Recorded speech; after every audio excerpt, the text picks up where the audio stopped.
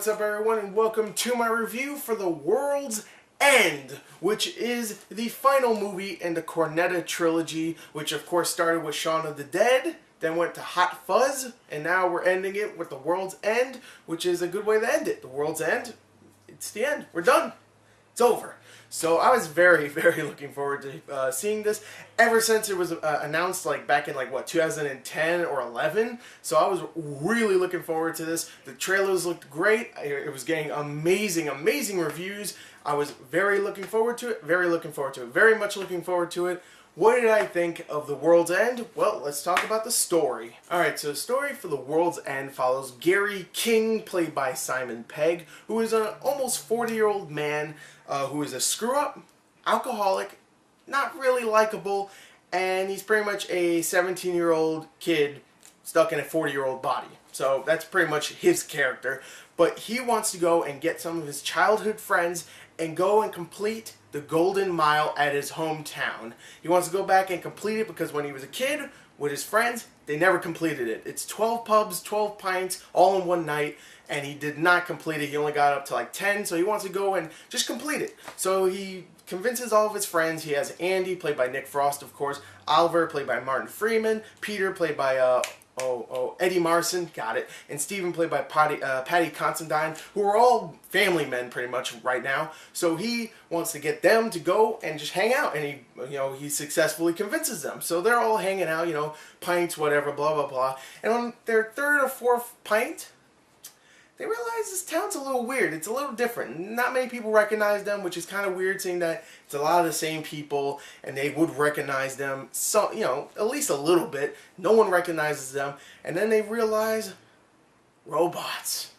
Oh, they have a big brawl in a bathroom, and they find out that all the people that lived here have been replaced with robots. Ooh, big twist. So now they have to go and finish all their pints, go to each pub, and make it out alive before the robot horde goes and attacks them and makes them their slave. So that's pretty much the story. I'm not going to explain any more than that. There's robots. Why? You'll see in the film. I ain't going to spoil it. So there you go. There is the story.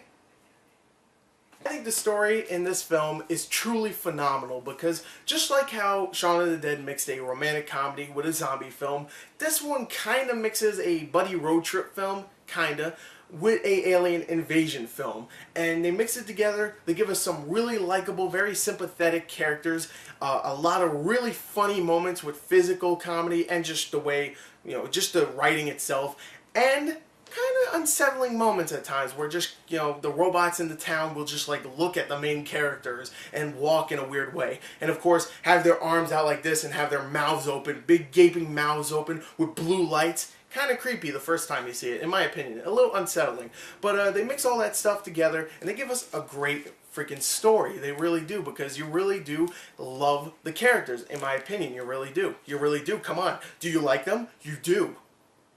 You do. The movie is hilarious all the way throughout. I don't think there was one joke that I was like, or I even laughed a little bit. Pretty much every joke I either laughed a good amount or I laughed real hard. It's a freaking funny movie all the way throughout. And not only that, it's an enjoyable film. Even when there's no comedy, you really like where the story's going, all the neat stuff that it pulls on you at the end. You just really enjoy it all the way throughout. And like I said, the movie's hilarious. It has some great writing, but also physical comedy. They do perfectly in this, and I have to give credit to the performers themselves because they do a great job of line delivery and then performing some of the physical comedy in this film. And a lot of it might not even be comedy per se, but there's actually a lot of really funny things that I can't even say it without kind of spoiling some of the stuff. But let me just say, there's a lot of action in this film where characters are beating the crap out of robots, and there's a lot of really funny moments. So there's times where the physical comedy is really funny, and then kind of badass in moments, a little bit here and there.